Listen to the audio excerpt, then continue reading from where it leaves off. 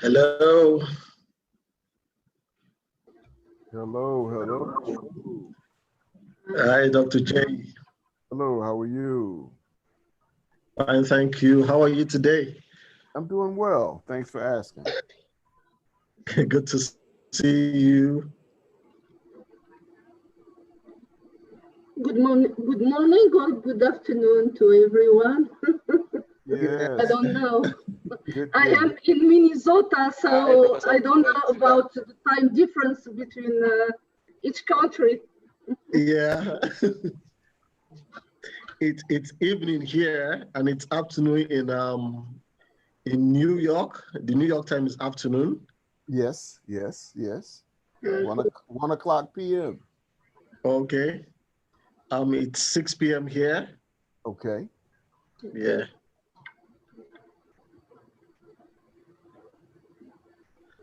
Okay. So, other people are trying to get in, so we just give them some time to get in.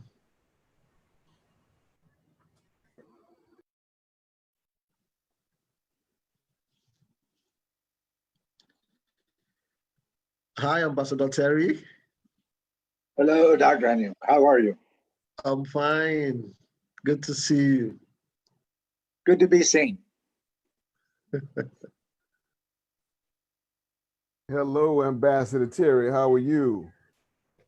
Hello, Dr. Jackson. Always a pleasure, sir. Yes, sir. Always.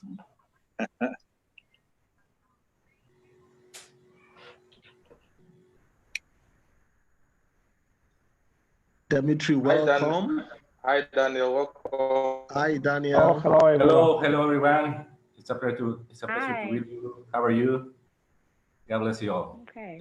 Hi, Hello, Victor. Daniel. How are Hello, you? thank I still practicing the English, but Princess I understand Eden. a little. That's a little. It's a lot. Yeah, I'm here. I invite two friends, one from New York and one from Brazil, and he will support me in the translation if necessary. That's great.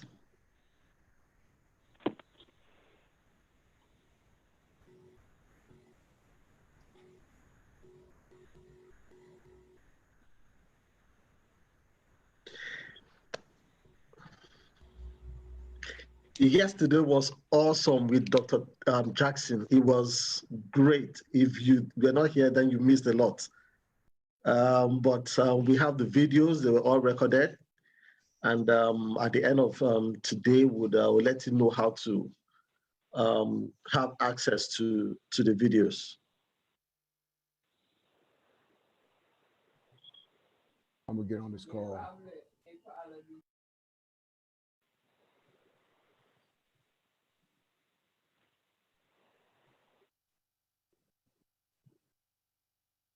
Well, thank you, Dr. Eno. I heard those. I heard your comment, and so thank you so much. It was just a pleasure, an honor, and a pleasure to be able to present yesterday. Yeah, it was. It was. Okay. I think Dr. Hillary.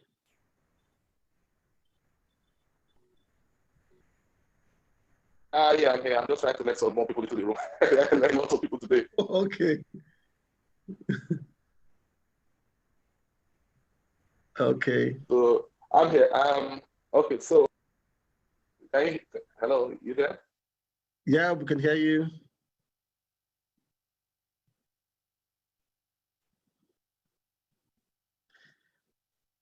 Can you hear me?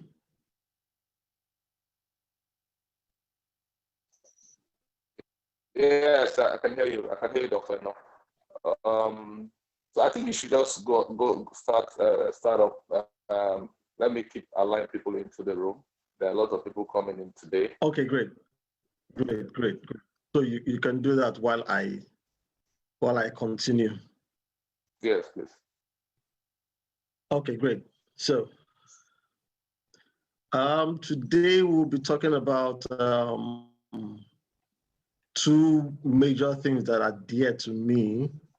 executive presence and personal branding, basically.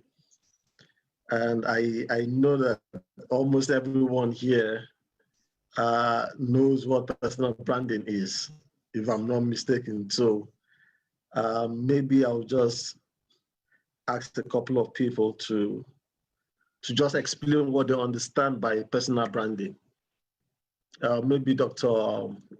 Jackson. What's your understanding of personal branding? My understanding of personal branding is how my image is portrayed to the public. How they view my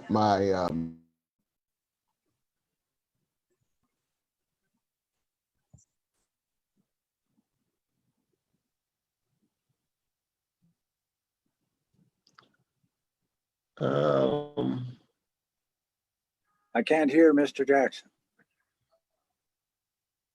let me see here. Okay, I'll start over. Okay, good. Now we can hear you. Yeah. Okay.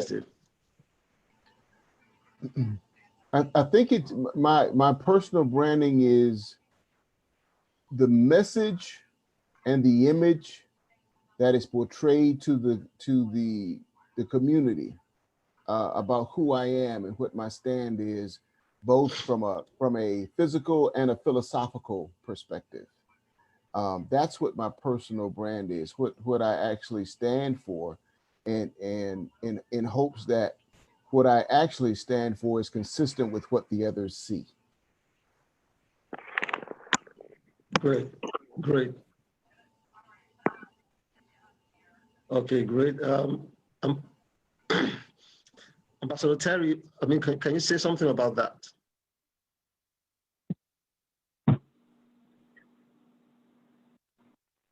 Who was that? Ambassador Terry? Oh, yeah, it broke up. I wasn't quite sure if it was me or not. I did not want to interrupt something. Okay, so personal branding for me, my name is a very good example. There are tens of thousands of Terry Nichols all over the world, but there's only one Terry Earthwind Nichols. As you can see, I'm a Native American. So my personal brand, my life's journey, my purpose in life, and the causes that I support are all in line with Earth Wind. The Earth Wind is Gado Onule, which is his breath across the earth. So the great creator's breath across the earth, and a movement to bring people back together as one nation, as the American Native Indigenous people call it, one nation.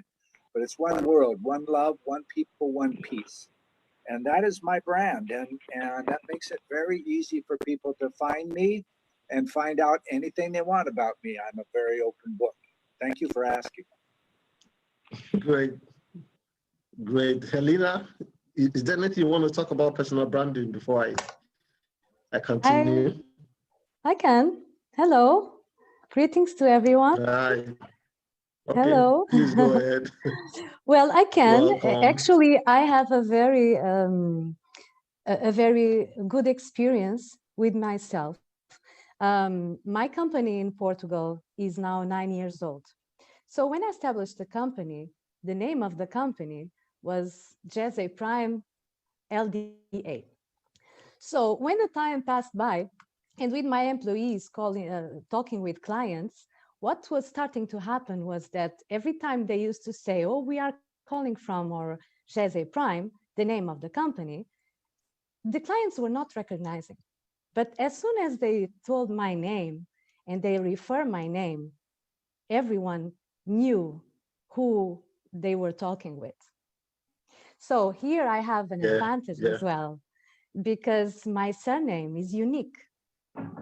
My Helena Patacão, the Patacão that you read, which is hard for you to say, it's usually in English you say Patacão, but it's actually Patacão. It's a unique surname in Portugal and worldwide.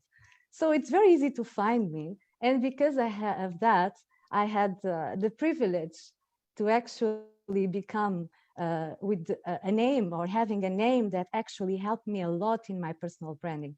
So when I established in Dubai 1 year ago, I decided to change the image and the name and the corporate image of the company. And I actually changed it in Portugal for my name, Helena Patacão Investments, and in Dubai for Helena Patacão Energy Services. So now it's becoming Helena Patacão Enterprises, because I'm holding more business. So I have that advantage that played with me, okay, give me this advantage of my name. And actually it's very easy to find me, and people usually they stick with the name in their heads. So great, this is my great. experience. Oh, good. That's a good one. Okay, so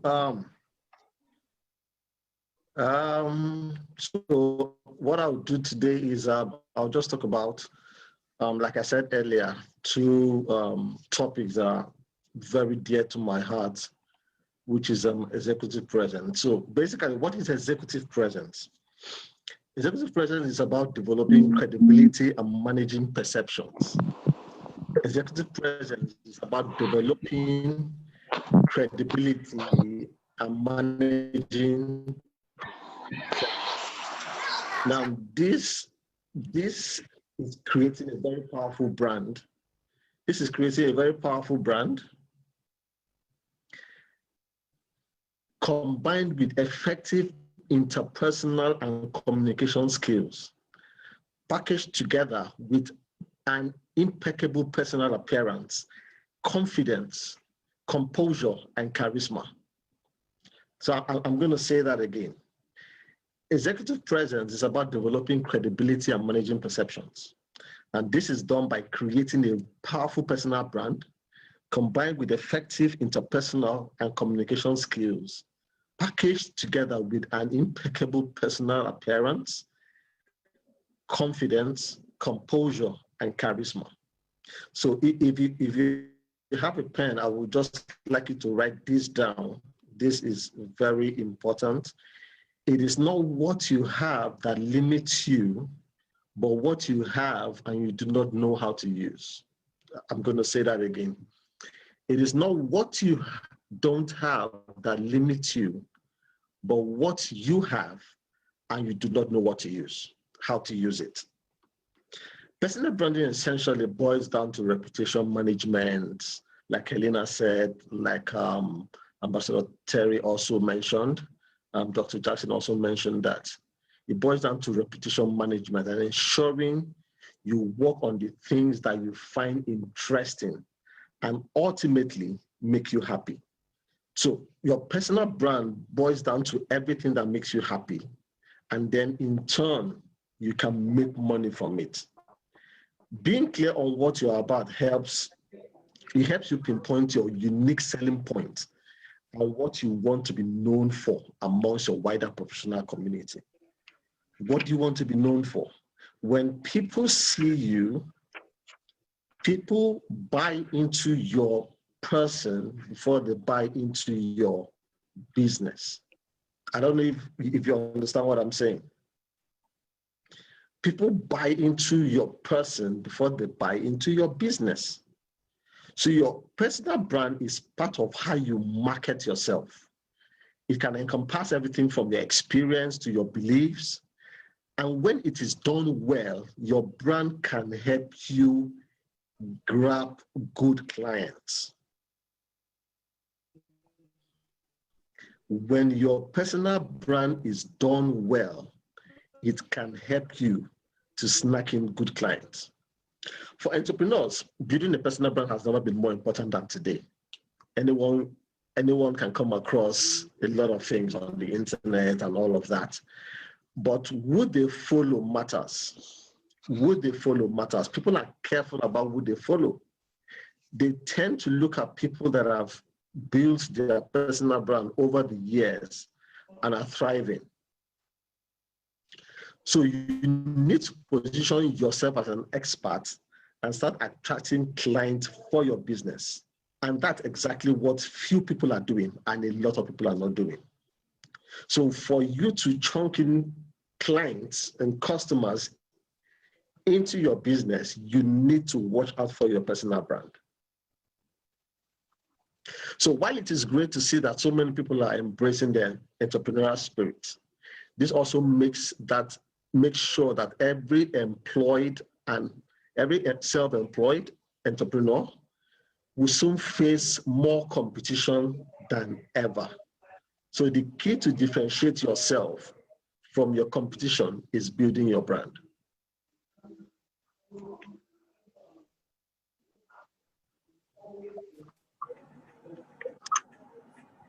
So when you're building a business around your area of expertise, as a speaker, as a coach, as an author, as a consultant, as a freelance, the concept of building a personal brand probably comes natural for you because you want to be seen out there, you want to be heard, you want to be accepted. So you tend to tell yourself, I need to build my brand. I need to build my brand.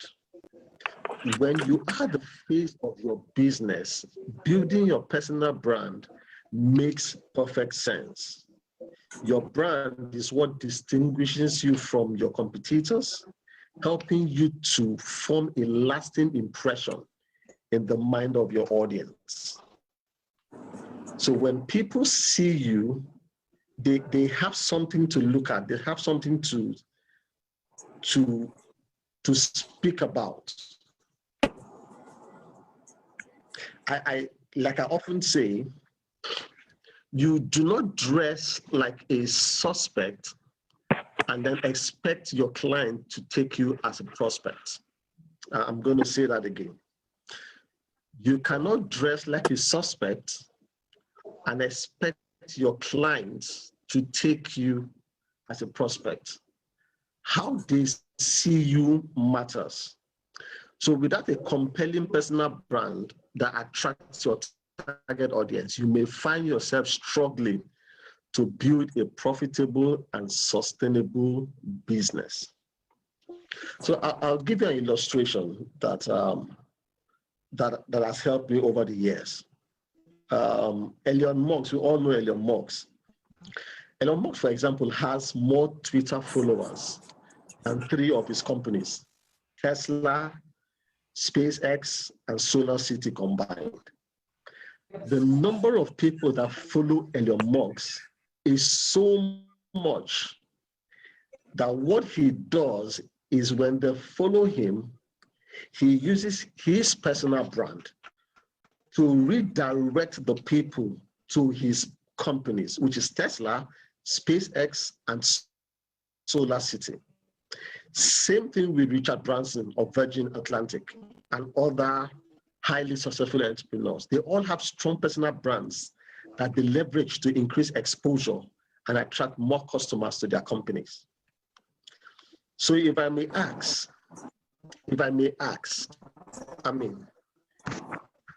if I Google up your name, what is the first thing I'll see about you?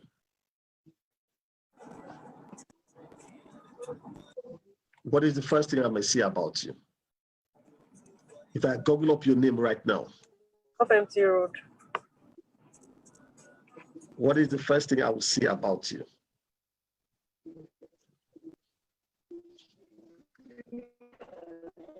Anyone want to answer that?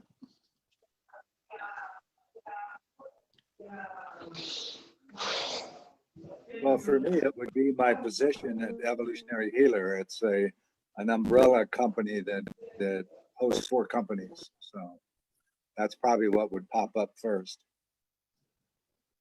Great. Any other person? That was the question, Dr. Ino, I'm sorry.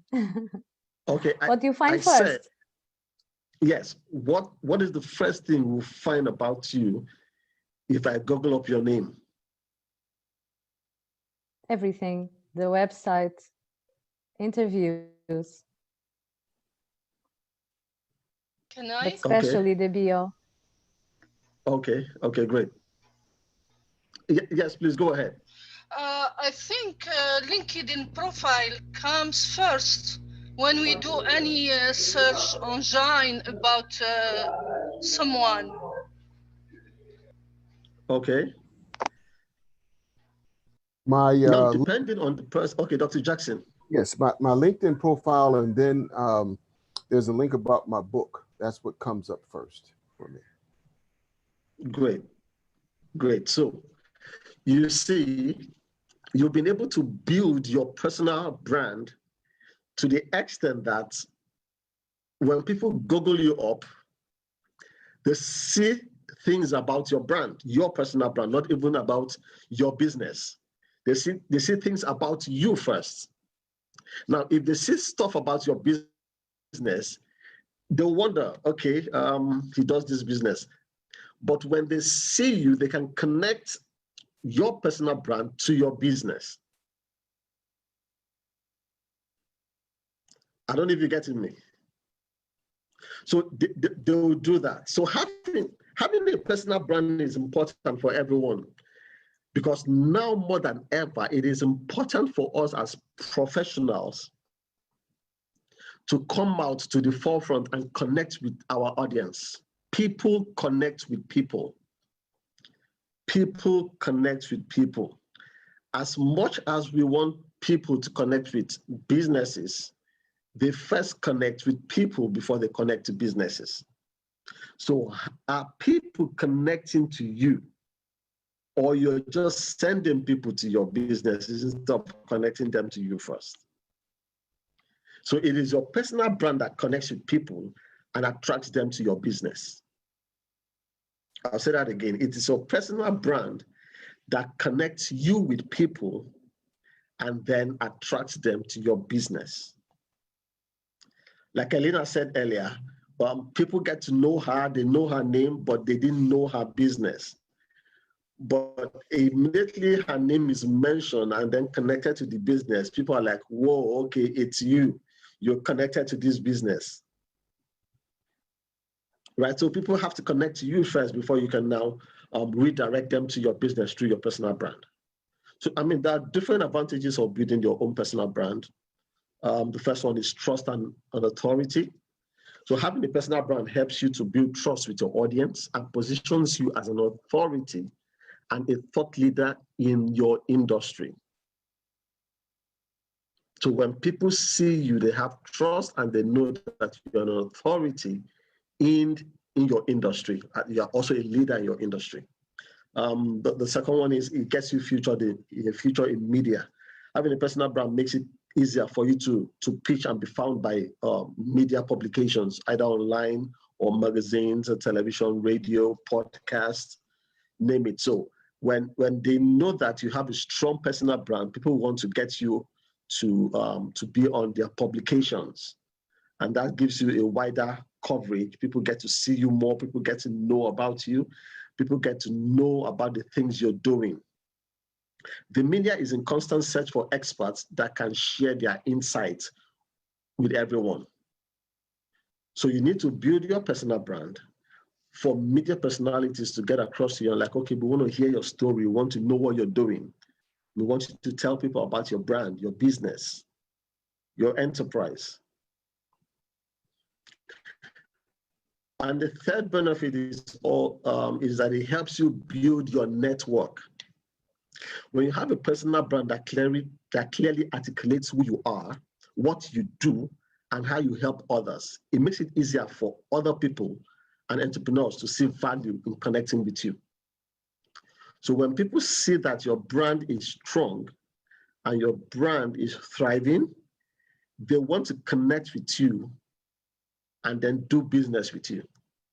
So you can leverage on your personal brand to build your network, both online, offline, quickly and effectively. And the other benefit is that it also helps you to attract more clients. Building a personal brand that positions you as the go-to expert in your specific industry helps you to attract more of your ideal clients.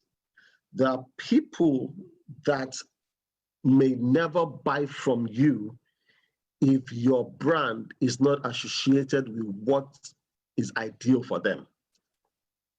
So when you're positioned as an expert, it's also easier for people to refer clients to you, because like yesterday, Dr. Jackson was talking about customer experience, and I I emphasized on the wow factor, WOW, which is win, own, and will. So when you win the client through your personal brand, you get to own them and you will them. Now they become brand ambassadors for you. They talk about your brand to other clients and then they refer you to other clients to do business with. Your personal brand also helps you, it helps you to have what I call the premium pricing. The premium pricing. So having a strong personal brand helps justify charging premium prices for your services. When your brand is strong and thriving and it's growing and people are getting to know what you do, at that point, you can charge premium for your product or your services.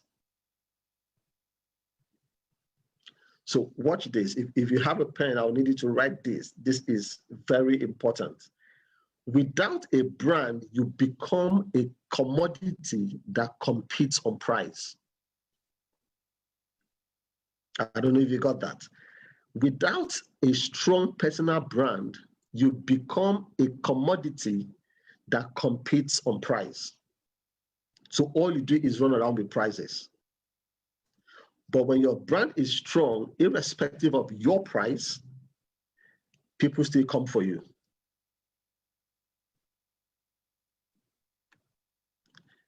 And then it also helps you create a lasting platform. Now, over time, your business will evolve. You may even start multiple businesses in different industries over the course of your career. Your personal brand stays with you as you move from one venture to the other. So irrespective of the businesses you're starting, your personal brand is intact. So you move from, let's say you move from real estate. People have known you in real estate. You move from real estate to solar, alternative energy, and then you move from alternative energy into production, and then you just keep going. Now, it's your personal brand that connects all of your businesses together. When people see you and see your brand, they can attribute it to your businesses.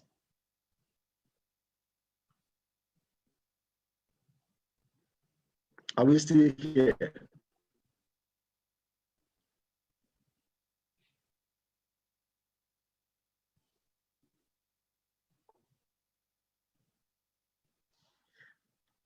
So, any questions so far before I continue? Any questions so far?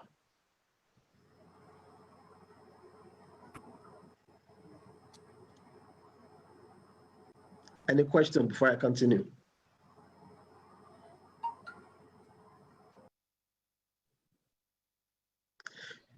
Usually it's any question so far before I continue? Usually it's easy for me to pause in between my presentations and get questions. So it doesn't look as if I'm just dishing out and then not getting questions where people need to ask questions. So if you have any questions, I have a question. Okay, please go ahead. Go ahead.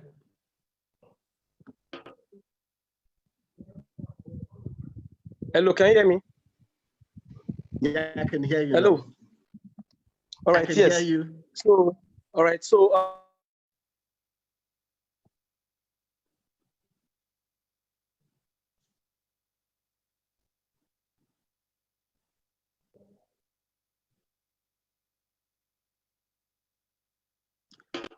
are you there? On the brand, right? My question: who has a brand? Can you get me? Yeah. So yeah, who is now trying to redeem? Yes, he's trying to redeem his image in the public or in the media space. Of course, maybe some propaganda came up about him, and his existing profile and personality in the media has been damaged, and the public has a different notion about him. So trying to rebuild, or let me say, recover.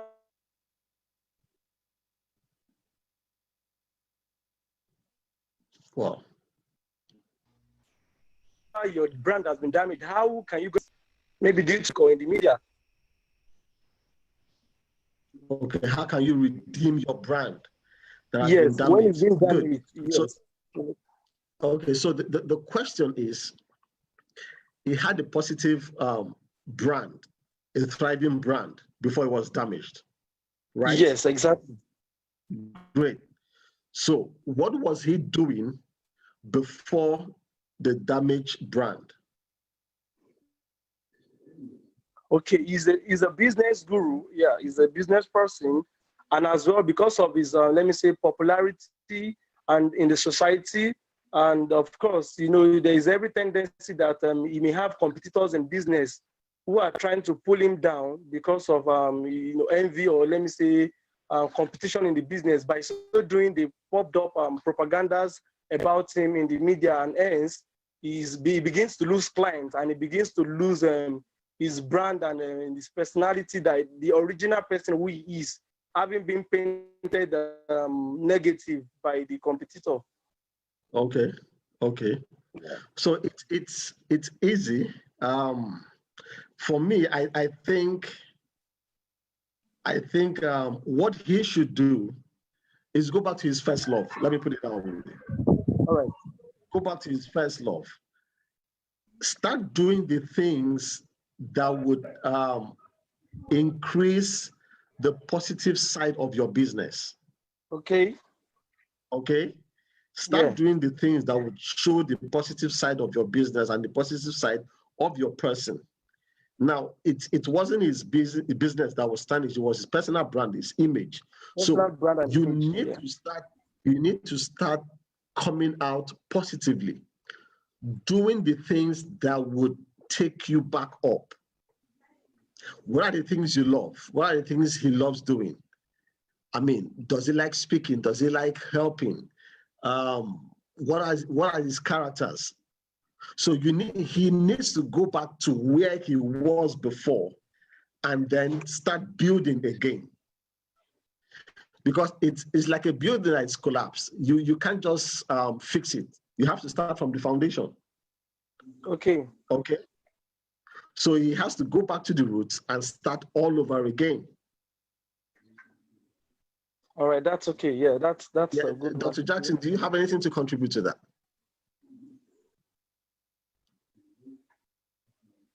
Thank you for asking. I'm in agreement with what you just said, Doctor. You know, what I'd also like to add, and I hear a lot of people talk about passion quite often.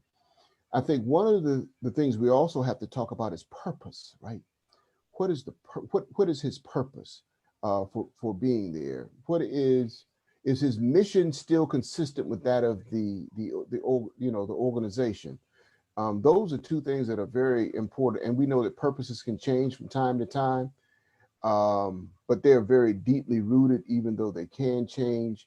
But it's about mission. It's about the purpose, because passion fuels the purpose, right? The purpose is your mere existence, why you exist, why you're doing what you're doing.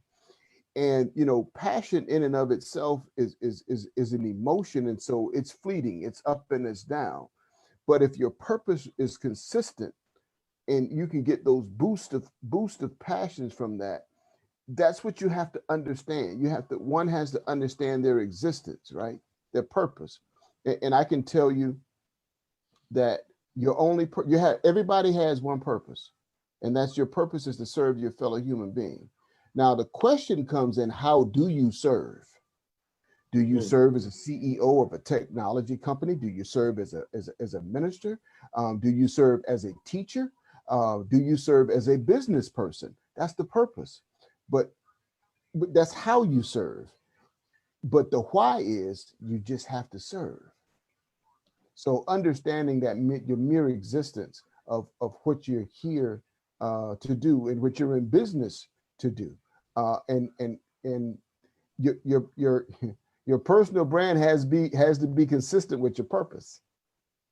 If it's not consistent with your purpose, then it's inauthentic. Yeah, true. And then you talked about passion. passion, from what I know, passion is contagious. Passion can be seen, passion can be felt. So he has to go back to his passion. He has to go back to his passion, because it's the passion that will drive him into building that brand again. You know, passion comes and goes. Yes. Because it is an emotion, right? We can have an interest in something and develop a passion in it, and then 6 months from now, different interest, different passion, right? But when you understand what your purpose is your walk, right? Your purpose is your mere existence of why you're doing what you're doing. As Simon Sinek say, discover what your why. Discover your why. Your why is your purpose. Passion is going to fuel that, right? And sometimes your passion is going to be very high. Sometimes it's going to be medium, and sometimes it's going to be low. Yeah. But you're going to continue along with what your purpose is, because that's the reason for the existence. Your mere existence as a being on this earth. That's what that is. And as I mentioned, your purpose is to serve. The question is, how do you serve? Now you may find different ways to serve, and in the different ways of serving, you'll have those introductions of passion to support you, right?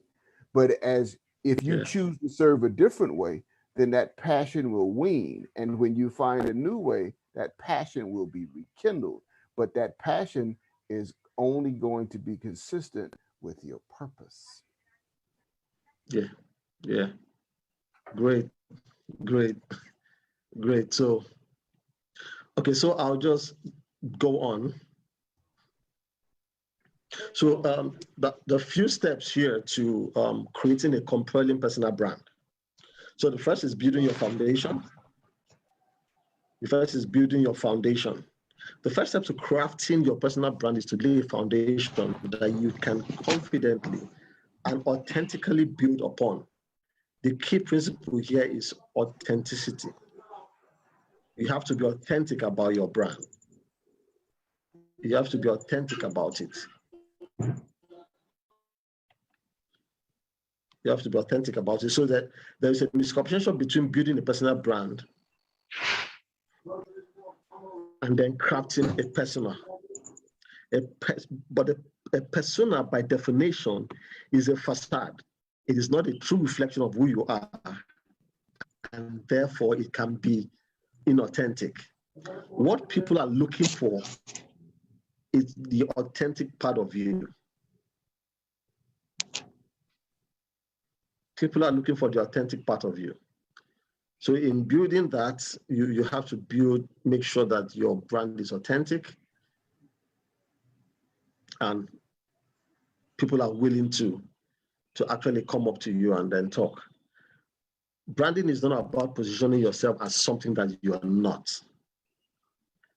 You know, oftentimes we hear the word "fake it until you become it." Yeah, it's good to fake it until you become it, because it helps you to walk in the shoes of who you want to be. It helps you to practice who you want to become. So in the process of practicing, you actually get to understand where you're going to. So it's all about your mind. It's about purposeful and strategically showcasing your authentic self to your audience and to your customers. Your personal brand should be a true reflection of your skills, your passions, your values, and your beliefs.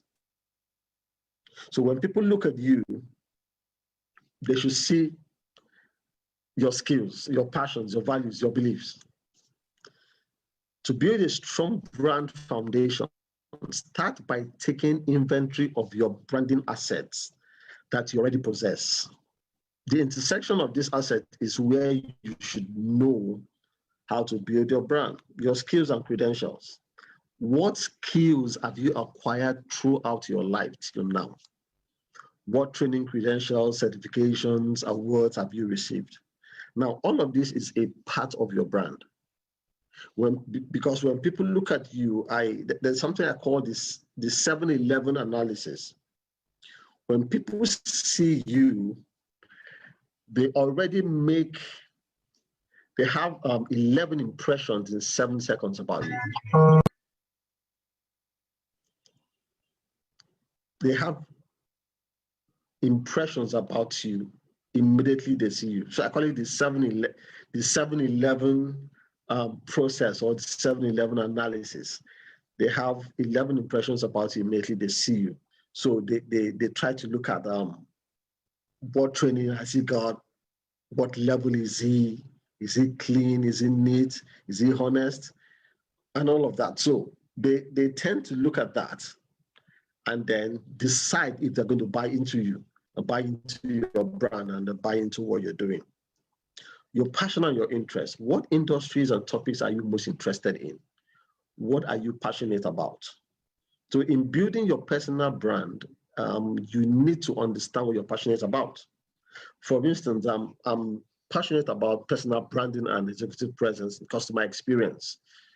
And everything I do in my dressing, where I talk, my brand online and offline, the colors I wear, everything, the kind of courses I go for, everything is connected to my personal brand. You know, what are your core values and your beliefs? What are some of the things that are important to you? What do you believe in? What do you stand for? What do you stand against? All of this is what encompasses the process of building your brand. So the element of personal branding foundation.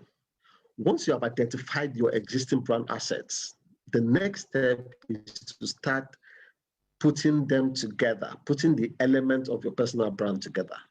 This will help guide your decision as you build your personal brand. So what is your brand vision? What do you want to be known for?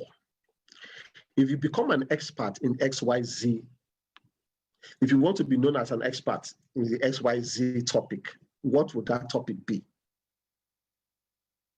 For instance, an appraise. I want to be known as the executive presence strategist and the personal brand strategist. That's what I want to be known for. That is what I'm known for. So if someone comes up to you and like asks you now, what are you known for? Who are you? You should be able to answer that, because that is your brand vision, what you want to be known for. And then you also have the brand mission. Why do you want to build a personal brand? What is your purpose? Who do you want to influence?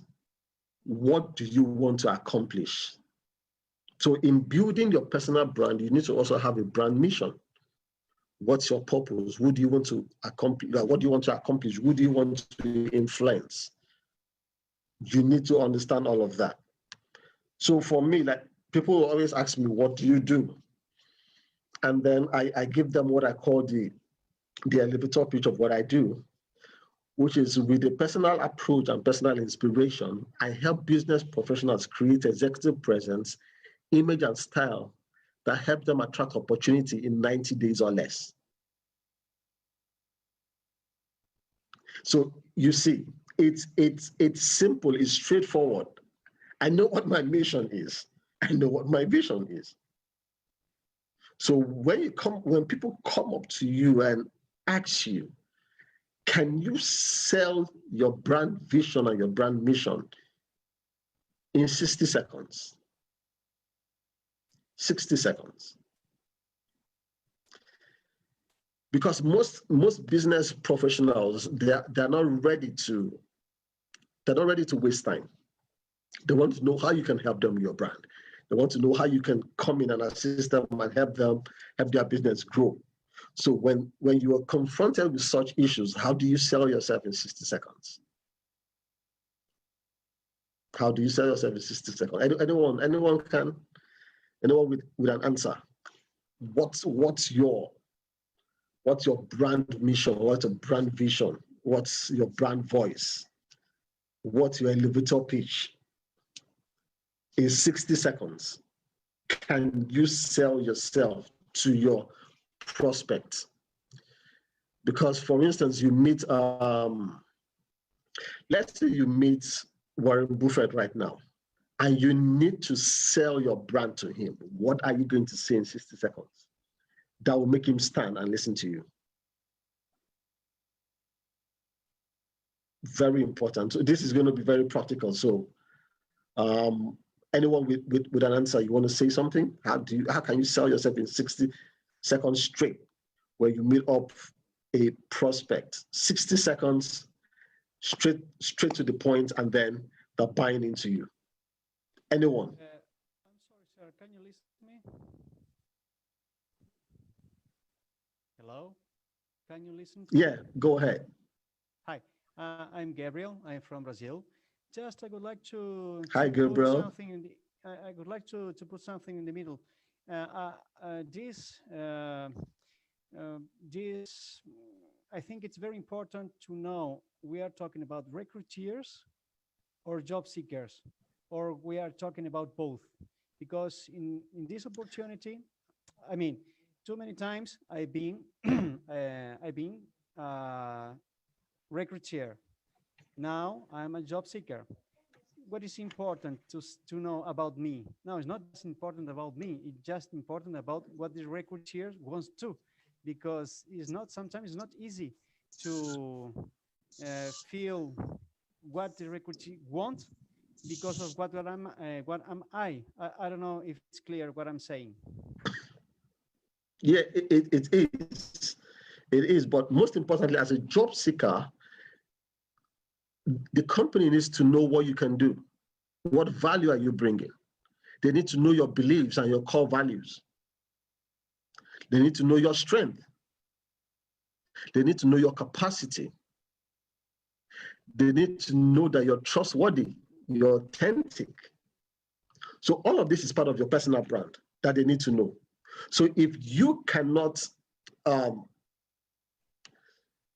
let me say it this way: if you cannot drag them into your space to believe in you, there is no way they will employ you. Gabriel, did that make sense? Yes, yes. Please repeat it, because I like what you said.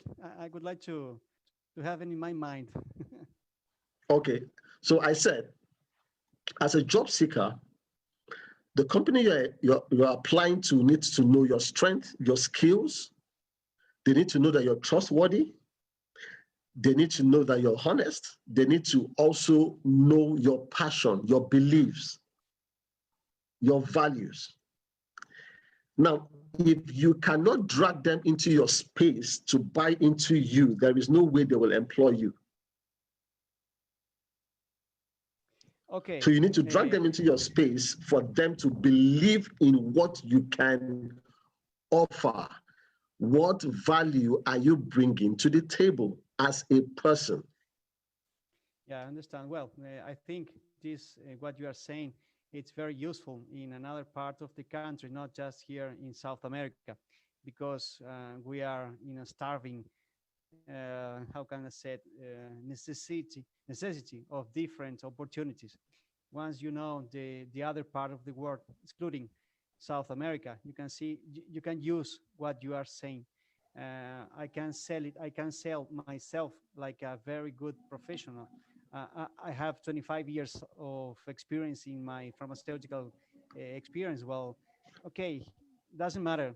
I have 1,000 job seekers just for one opportunity, sometimes here in Brazil. It's not possible for the recruiter can listen me, can have this 60 seconds just to listen what I'm capable to do for the country, for the company, I'm sorry, for the company. It's very difficult to use this kind of concept here. On the other side, all the different companies that they are recruiters, you need to pay them. You need to pay them, how can I say it, around $50 per month, just to they offering to you this opportunity, this job opportunity. It's not easy. Okay, okay, great. And any other person? Any other person?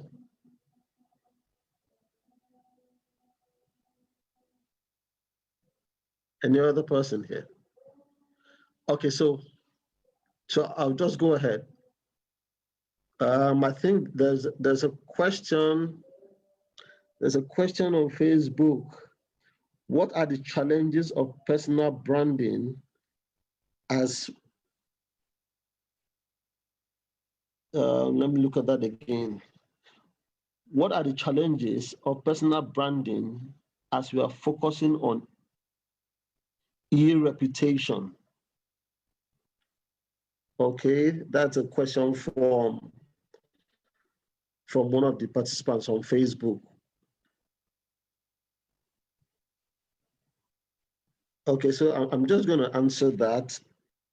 What are the challenges of personal branding as we are focusing on e-reputation? So basically,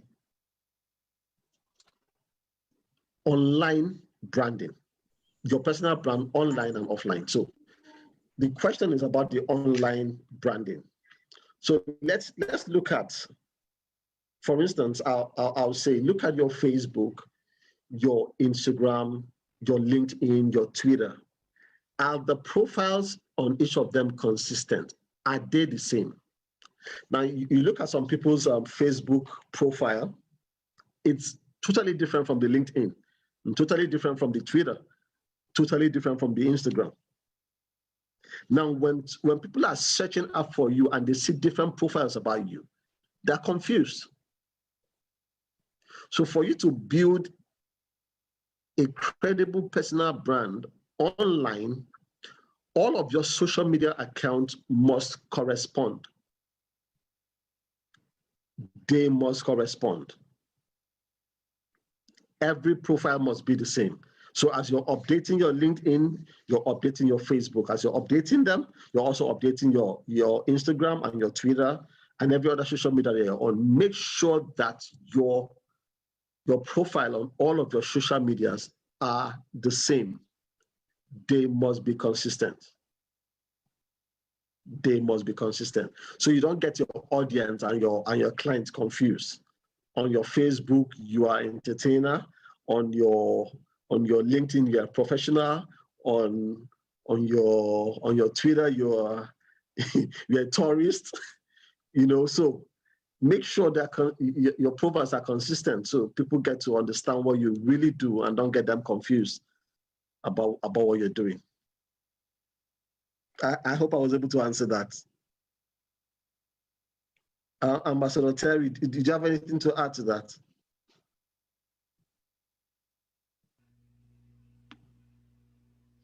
I have a question, please. Okay, please go ahead. Yeah, because we cannot be, there are a lot of platforms of social media, etc. So as we can never be everywhere on social media, can we build a strong personal branding on LinkedIn only? Because I'm not promoting LinkedIn, but I just think that it's the future of business. Maybe I'm wrong, I don't know. What do you think, please? Okay, great. I believe you can build a strong personal brand on LinkedIn, because right now LinkedIn is the space for business. That's where you get to meet professionals. That's where you get to meet employers, and employees are also there. See, for me, I think the most serious people are on LinkedIn. So if you want your personal brand to thrive, you can actually build it on LinkedIn and then just focus on LinkedIn. So that when people are looking for you, they know they can find you on LinkedIn, and that makes it easy for you. But if you have other social media platforms that you're in, like I said earlier, you must make sure that your profiles are consistent. They are the same. They must correspond.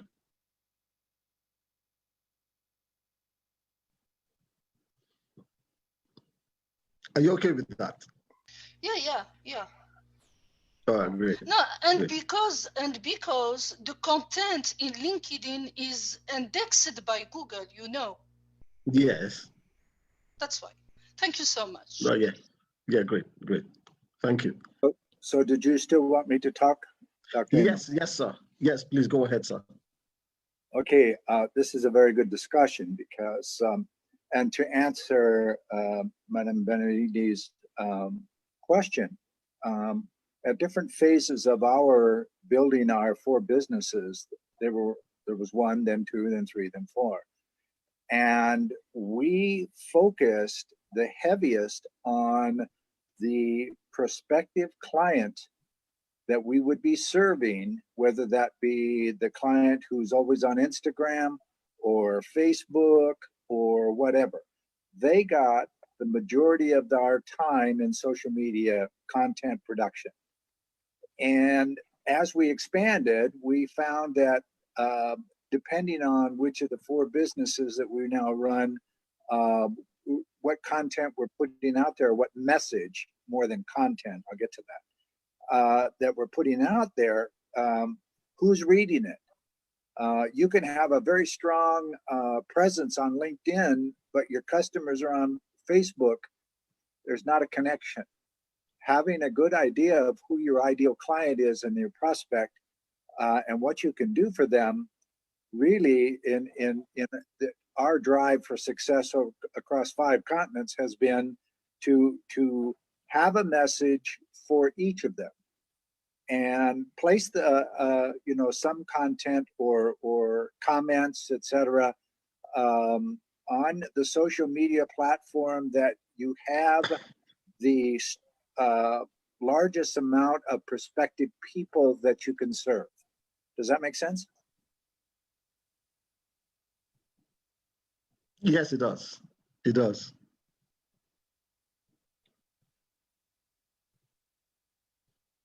Okay. I'm trying to check. I think we have some questions here.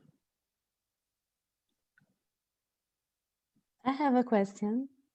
Okay, please, Helena, go ahead. Yes. How do you do that if the audience is so different? I can give you my example. I have the 3 social network, LinkedIn, Instagram, and Facebook, totally different content. Okay. Why? Completely different. Why? Because the audience is different. Plus, my personal life and my hobbies, I share it within Facebook. Okay. I'm an entrepreneur, but I am also a karate teacher, and I am also a car racing driver. So I'm not going to put that in LinkedIn. However, in Facebook, that's where I have that audience, and I have those groups that I share. So when you have this versatility, because I believe in versatility, okay? I do believe in that.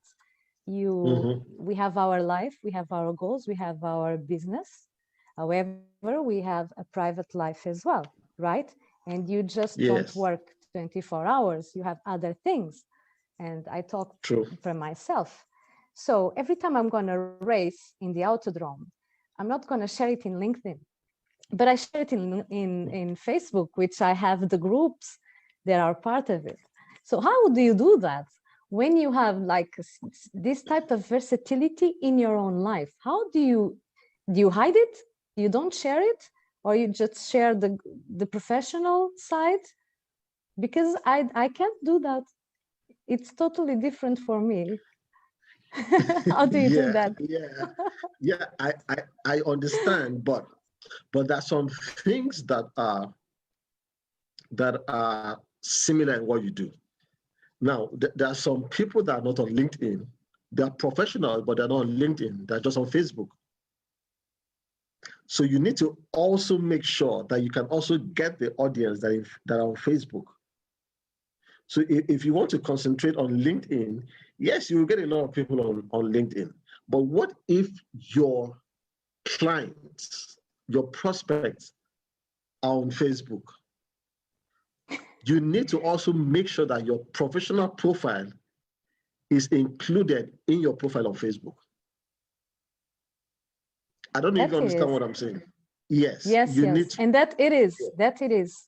Yes.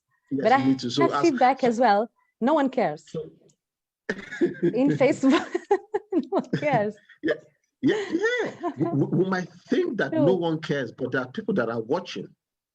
Yes. There are people that are watching. So, as much as you want to show your hobbies and you having fun on Facebook, you also have to be professional about it. I'd like to share something. Good evening, Yeah, please everyone. go ahead. Hi, good evening, Shirley. Okay, so considering what Helena is talking about and being consistent through all the platforms, very important. I also believe that personal branding today, personal branding needs to have a personal touch, a human touch, brand loyalty. That's how we build human consciousness in our business. Because at the end of the day, people buy people. People do business with people they trust. So you're not just going to dish out a very corporate personality and forget about the human side of you, your core lifestyle.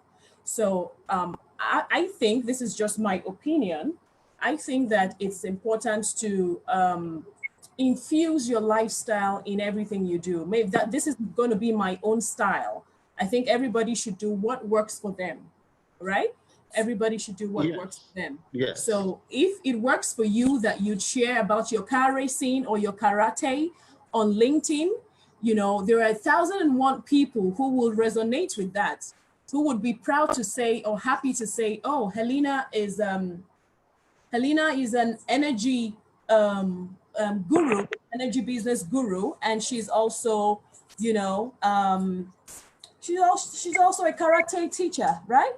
So it's you would find a community, you would find a tribe that would associate themselves with you just because you've shared that part of you.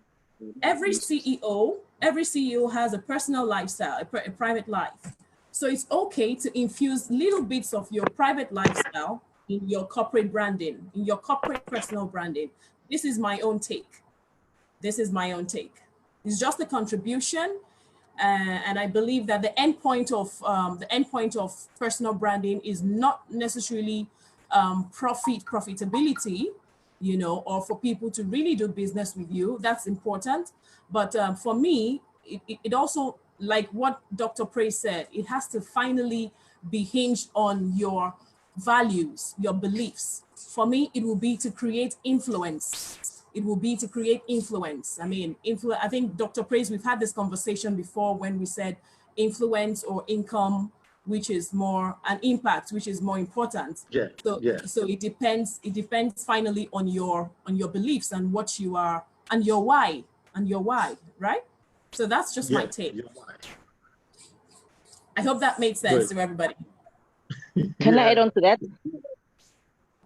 Yeah, Can I add on to that? Yes, please do. Okay, I'm Emma from Tanzania. Well, I agree totally what she has just said, but I take it in a different way, that in branding, it doesn't come that you stand up, you want to brand yourself. It has to be part of it. It has to have nature in it, because I believe people will know. It doesn't take 1 day or 2 days to be talking about personal branding. It takes not 1 day, can be 10 years, can be 5 years to have your brand. Corporate branding and personal branding is two different things. Corporate branding is a company. It's a company which you can live, it continues. But when it comes to personal branding, it's about yourself. So when somebody says, Emma has been here, Emma has done this, say this is true. We know that Emma is like that. So these are called personal branding. It's a behavior, it's a character, it's about your sincerity. You have to be sincere to yourself, and also how you want to present yourself. How you dress, how you walk, how you talk, what are you talking about, what have you been emphasizing on? And the end part of it is what you want to achieve and what is your goal? What is what you want to do? This is what I see about branding. I've been hearing you've got going for interviews, looking for a job. People listen to somebody by doing exactly. She is part of the leadership. I finish. I just added up to that. I'll leave other people to speak because I think the time is very short. Yeah, great. Any other person here? Any other person? Can I say something? Yes, Dr. Carl. I think what Shelley and my sister from Tanzania had put down, they make a whole lot of sense. But let's also look at the psychology of branding. Branding has to do with behavioral pattern. What do people really, what are they looking out for in you? There are some persons who might just not like you, but however, based on the services you provide, based on the excellence within the services you provide, they would have to differentiate between you as an individual and the brand that you carry, which means the services that you provide. So which means that if we are careful enough to also understand what appeal to the other person, what do they want at that point in time? Is it that they like to drink Coca-Cola or they like to drink Fanta, or, the soft drinks? What do they like? So if we also have that at the back of our mind, would also not lead to customer satisfaction in terms of the kind of branding that we portray ourselves. Because you can brand yourself, you can be good, you can feel okay with it. But what about your clientele? Do they want what you want? Or is it that, are you concerned with what you want or what your clientele wants? So we have to make the differences in terms of analyzing or defining our personal branding. Our personal branding must, I would say, perpendicularly or opposites in style and in nature with the customer satisfaction or the yearnings or the ambition or the aspiration of our clients. Because if our clients don't need the services we're going to be providing, it means what is our marketplace? Because the essence of our branding is to ensure that our customers, our clients are satisfied and satisfaction that endures. So we should also put at the back of our mind, in addition to what Shelley has just said and our sister from Tanzania, on how we're going to be building our branding excellence. Because, just building branding is different from having an excellence in it, excellence touch in it. So all of this must also come in place in terms of analyzing the personal branding psychology in respect to the branding, the satisfaction psychology of our clients. I think that's more like my little contribution. Thank you. I agree. Great. Thank you, Dr. Carl. That was a good one. Thank you, Dr. Carl. Dr. Jackson, you have any contribution to that? I think he was 100% in what he said. And the word that I really liked that he used was the psychology, because there's a psychology behind all that we do. The psychology of branding, the psychology of selling, the psychology of leading. And really what that is getting into and understanding how others think so that we can either sell our product or services to them, or from a branding perspective, the psychology of branding, as he said, what others want to see so that we can provide what others want to see so that we can influence them to purchase our product and service. So there you add the influence and the income together, as Shirley Hill talked about. So you don't have to have either or. You can have both. You can have the income and you can have the influence by understanding the psychology of who your target market wants to see, so that when you give them that image and it's authentic to you, not only will you be able to influence their purchasing behavior, but you'll be able to secure that income as well. So we have to think of everything from an all perspective. How can I get it all? By strategizing what that image looks like that they want to see, so that I can develop it, I can give it. And I'm also in agreement with the lifestyle, because that shows vulnerability, and vulnerability is actually a strength, not a weakness. And so as they see all of me, let's take a look at Richard Branson, right? He shows the world everything that he does. I mean, we know he's a billionaire, but you know what's going on in the life, and people still do business with Richard Branson. It's showing that I'm a human being, basically, is what I want to show.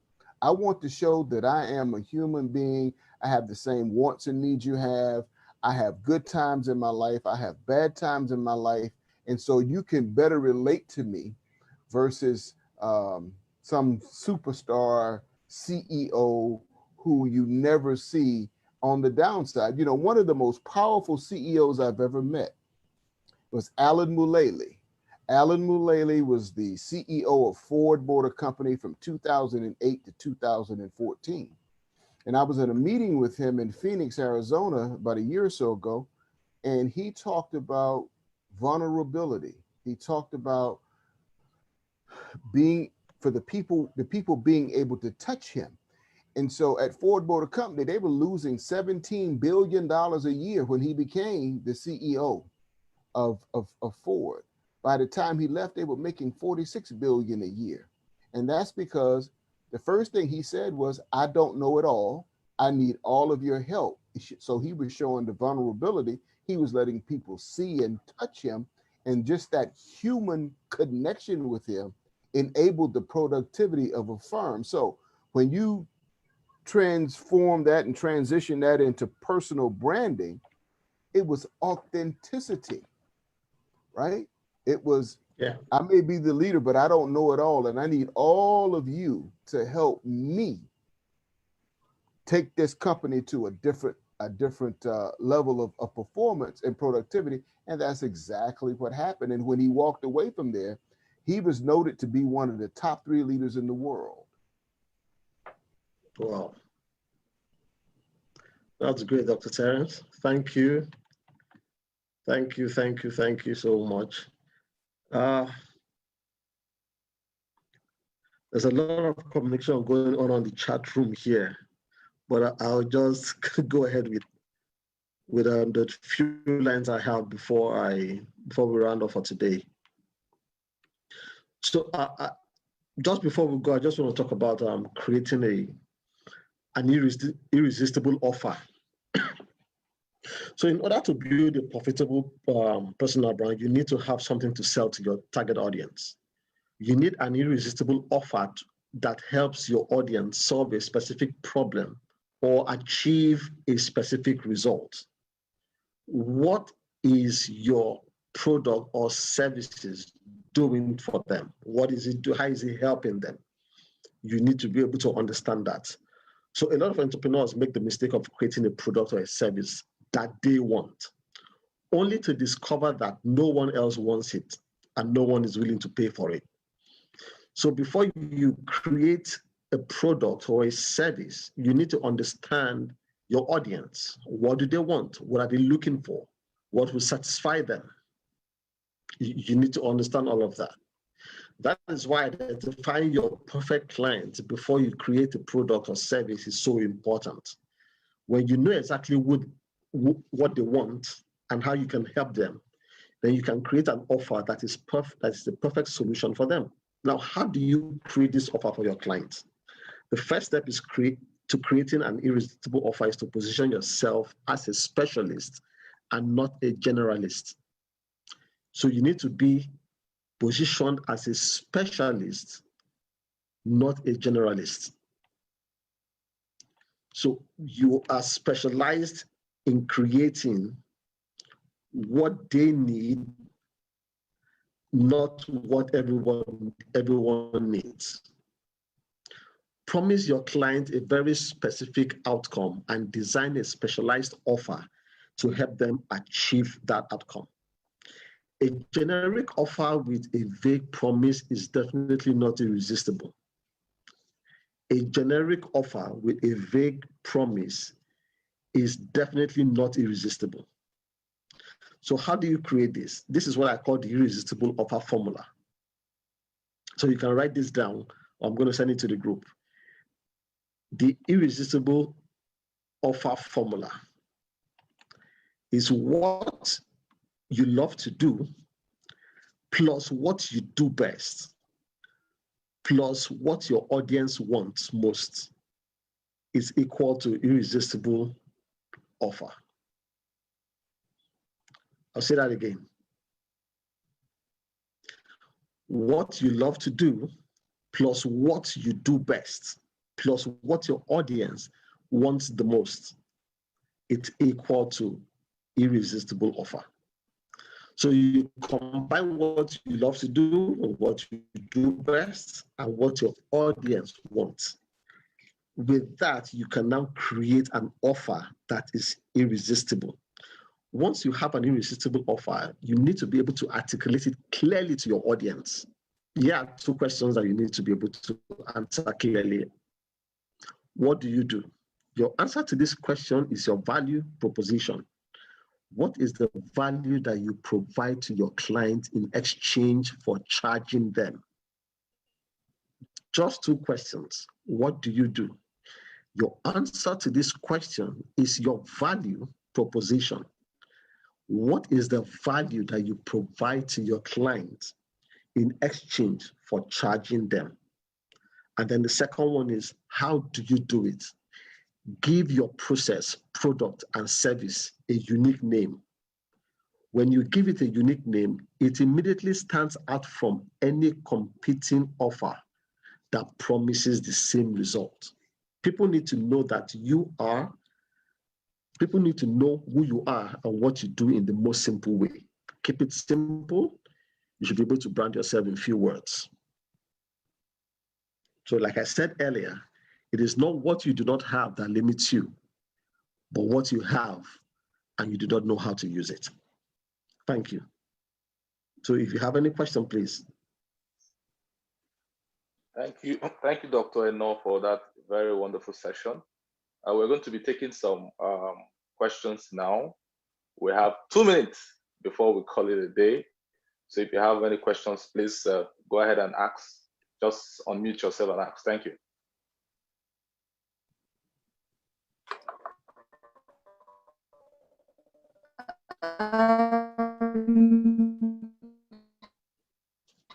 Hello, everybody. Hello. My name is Rashida. My question is my understanding of personal branding. Thank you, everybody who's presenting right now. I think we've learned a lot. Trying to ask about personal branding. My understanding of personal branding is what people say about you when you. How much control do you have over what people say about you when you leave the room? Because that is my gauge of really you have built a personal brand when you're able to leave the room and people say something that you're proud to hear, but you're not available. Okay.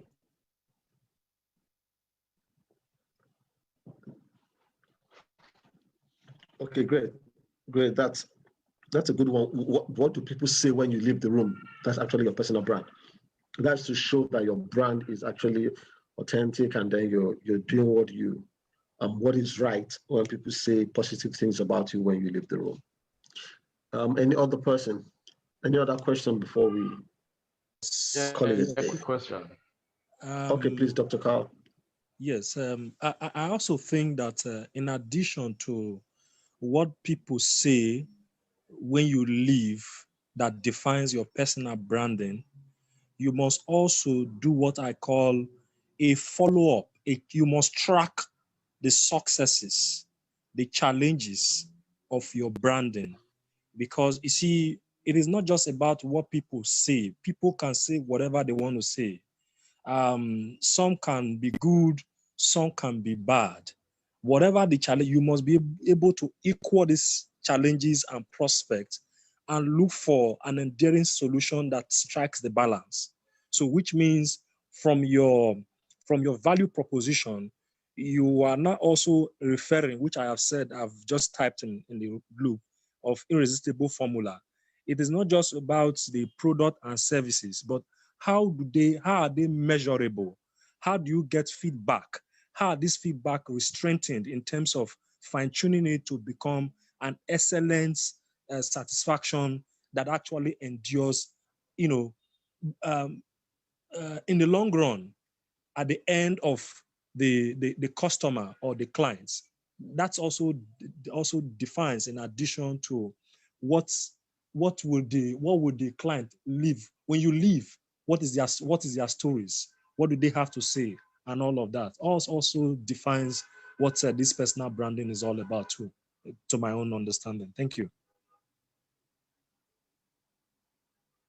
Okay, thank you. I think Dr. Eno is having some problems with his internet. We're going to let's just hold on a second for him to come back on, so we can round up this meeting. If you have any contribution, you can go ahead and say something before it comes back on. Thank you.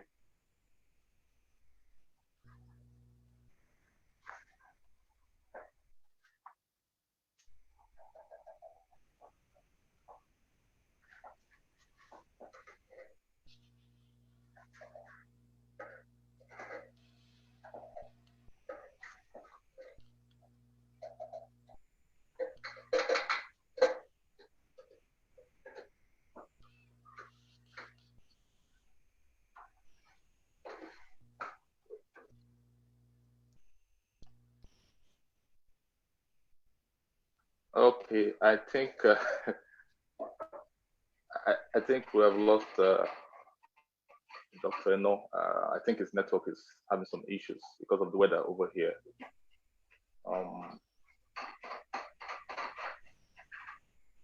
Let me try and reach him and see if he can come back on. Otherwise, we call the meeting.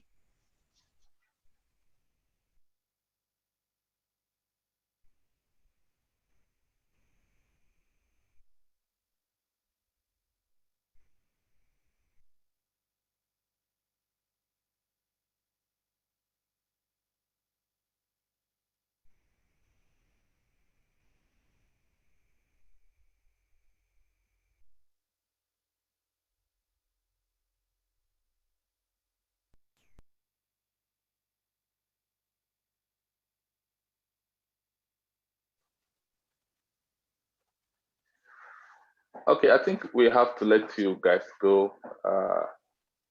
Dr. No is having problems with his network. I think we had a very exciting day.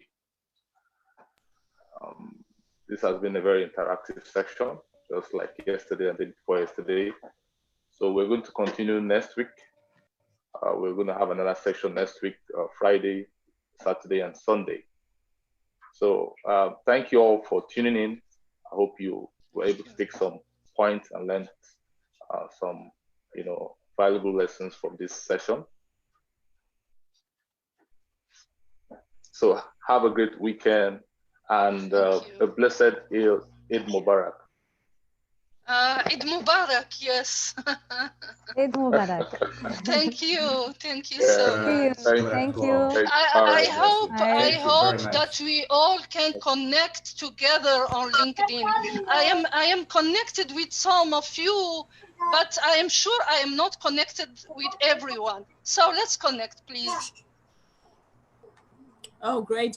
It's going to be an amazing time. I'm already connected with Helena and Hilary, Enor, Carl, Oshadi. I'd like to connect with Josiah and everyone else, in fact, Ben Tenby. I hope I got that right. It's great to see you finally and to connect with you. So I think we can proceed to LinkedIn. Well done, guys. A beautiful presentation here. Shirley Hills is one of our partners. She's a very wonderful person. Professor Bentiva, I think you should connect with Shirley Hills. She has some programs, women programs that she has been organizing. Unfortunately, COVID-19 had to put us all on hold, so we had to put every programs on hold. So everyone here is on LinkedIn. I suppose so. So we can all connect. We're going to have an exciting session. We have a lot of speakers, professionals from next week. We'll be having different topics. We're going to go into real estate very soon. We go into even humanitarian services, So I want you all to tune in. I'll keep you all informed. I think we'll have a very, very successful 3 days, if you allow me to say that. So have a great weekend. Thank you very much for tuning in, and stay blessed. Bye, everyone. Bye, everyone. Thank you. Bye, Shirley. Bye, everyone. Keep tuning to this space. We have other speakers coming up for next week.